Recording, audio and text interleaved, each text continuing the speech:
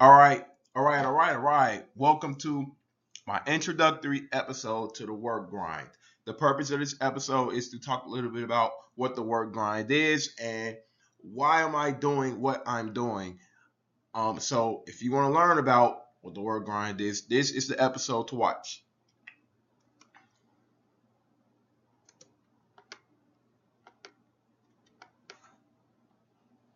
Okay, so here's a little about who I am. I'm not going to go into detail about myself, but if you want to know a little bit about what I'm doing and what gives me the credibility to speak on what I'm speaking about, here it is. And of course, I'll provide contact information at the end if you want to ask me something personally. So here you go. You can read it. I'll keep this screen up for a while. You can pause it and read it however long you want. But this is a little bit about myself.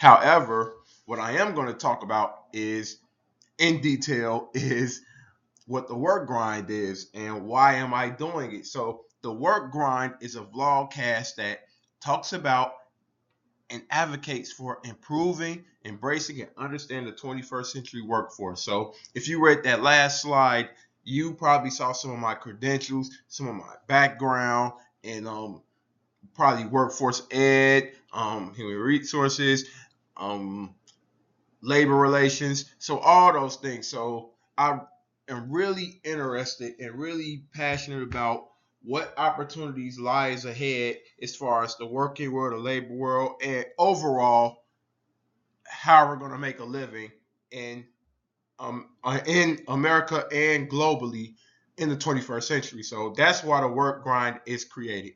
So I'm gonna go a little bit about what I'm going to be talking about. So workforce ed and development. So workforce ed is anything pertaining to the workforce. That's pretty much what this is going to be about. The vlogcast is going to be about, I should say. So how is our workforce going to be developed? What are some things we need to know? How do we improve it? And again, this is me just putting information out there. I'm not here to sway public opinion. Um, but we're gonna have conversations that are honest, unapologetic. And it's try to be as unbiased as possible.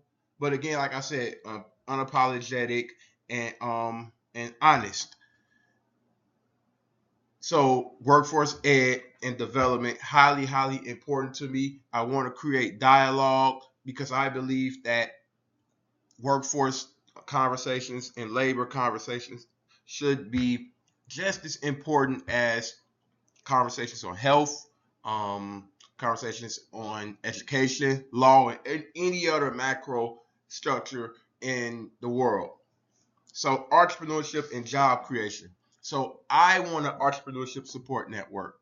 I want entrepreneurs who are new, starting out, um, trying to get themselves off the ground to come to my show, and I want them to talk about the highs and lows of being an entrepreneur, why are they doing what they're doing, and just to get interest from people and to spark up hope, for others who want to do the same. So very important to me. Job creation is very important to me. However, we have to understand this is a workforce. It's a workforce vlogcast, so it's not solely going to be an entrepreneurship support network because there are things entrepreneurs do that's probably not. There's things they do that's probably not ethical and um, yeah, ethical, illegal, against the law. So we know entrepreneurs, they have their issues as well. But we know that we do the job creation. So we know nothing is nothing is black and white. Everything has its highs and lows. But we need entrepreneurs. We need to support them. We need to make sure that they are doing what they have to do and sustaining growth. So yeah, entrepreneurship and job creation is very important to me. Domestic and global economic development. So when I talk about that, we can talk about things that happen in our backyard here in the United States, whether it's from Chicago to Flint, Michigan, whether it's from a rural town who's lost all their jobs, to all the way until what's going on globally. So there are other countries doing phenomenal things, and maybe we can take from those countries and bring them back to America and and make some of our areas that aren't thriving better. I would love to see how maybe the workforce in Kenya or Nigeria is thriving and what are they doing to thrive, and maybe you can bring some of those ideas back to a Chicago. Maybe you can't do it, but we're gonna try and see with this show.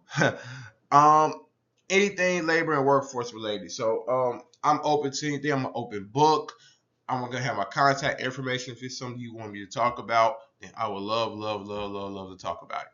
So other topics: immigration, diversity and inclusion, intercultural relations. We know immigration was a hot conversation during the election this year. So very, very important that that conversation is going to be keep going, probably for the next 4 years. So um, diversity and inclusion and intercultural relations. So we could talk about things that's going on in the Black community, things that are going on in Latino communities. We could talk about women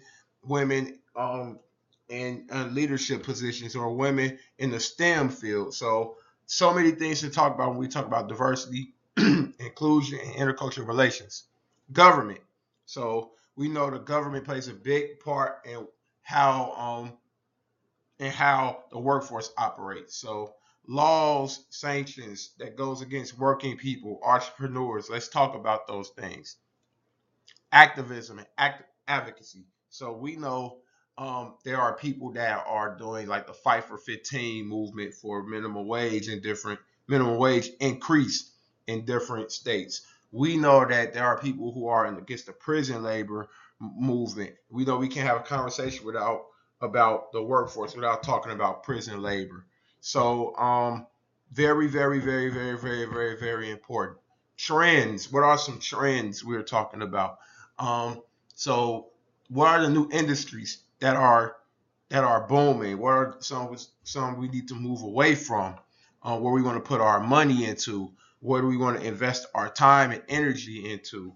So, very important in innovation. So, when I talk about innovation, I'm talking about the new ideas, the new theories and concepts that's going to take us past through the 21st century.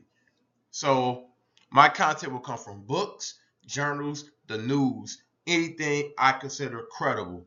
And I would love to bring in small business owners, new startups, innovators, educators, activists, authors, bloggers, columnists.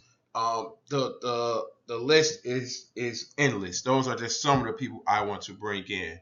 And you can contact me. So if you know anyone that's doing things related to this, and they're doing it appropriately and legally.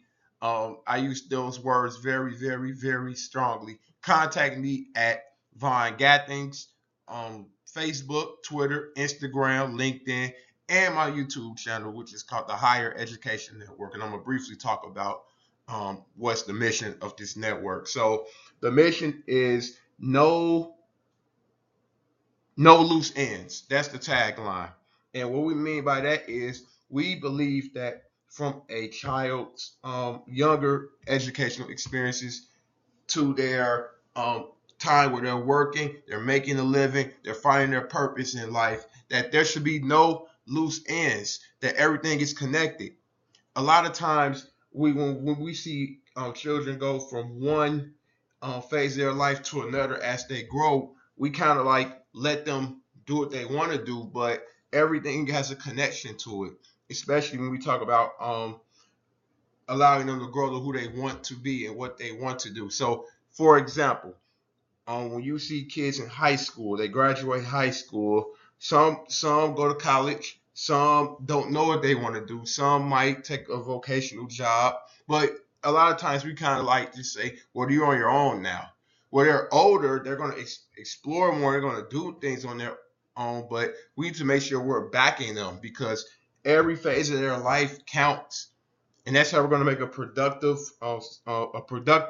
workforce, a more just society. Because we need to make sure that we're investing in them every way. So if you're in one structure, you should be thinking about how you're going to get them through the next structure. So a lot of high school counselors, they probably say, hey, we want 100% college rate, but is that the best thing for students? Do we need some students that's going to go to a vocational school? We need to make sure that we're doing that. We're taking care of our students. So we got 2 shows coming up on this show. And we have another show called Cultivating Young Minds with my friend Benjamin Smith. And that's where that empowerment comes in at. Getting students ready to tackle the world. That's what we need. We need to make sure we're doing things outside the classroom, outside of work, that's talking to young people about what their struggles are, what their obstacles are, what they're thriving at, and see what can we do to make sure that everyone is has a shot to succeed and to prosper in this world. Not just in America. I know I said America a lot, but in the world. So that's where cultivating young minds comes in. The guy doing it, Benjamin Smith, he's a teacher, so he's well capable and credible of doing these things, and he has an interest in how our kids are going to grow and develop in America, and how they're going to be built to be the next leaders and the next creators and the next thinkers. So that's where cultivating young minds comes in. That it's an educational empowerment show. And Black on the Work Grind, that's a more specific show for my population, African Americans. If you have a problem that I put the word black in my title, well, shame on you, because again, as I said, we're going to be unapologetic and honest in what we're going to be talking about, and we know there are going to be specific issues that pertain to my community. So um, yeah, so it's pretty much a spinoff of the show I'm doing right now. And I'm open to have dialogues. I'm open to have people do their own thing on the channel. If you're part of a different demographic, we can do that. We won't be divisive. We won't be saying hate messages. We're not going to be a part of that. But there's a lot of conversation that can happen. So we have some people that are we have problems in again Latino communities. We have problems among women. We have problems among voters with communities with majority rural whites who feel like their jobs are being taken away in rural white communities. So we can have conversations about that, and also audio only episodes. I'm trying to get stuff that you don't need a visual for, that you can probably listen on SoundCloud and Spotify. So please subscribe to the channel. Please watch. Please comment. Please contact me if you want anything. So thank you. Goodbye. Oh.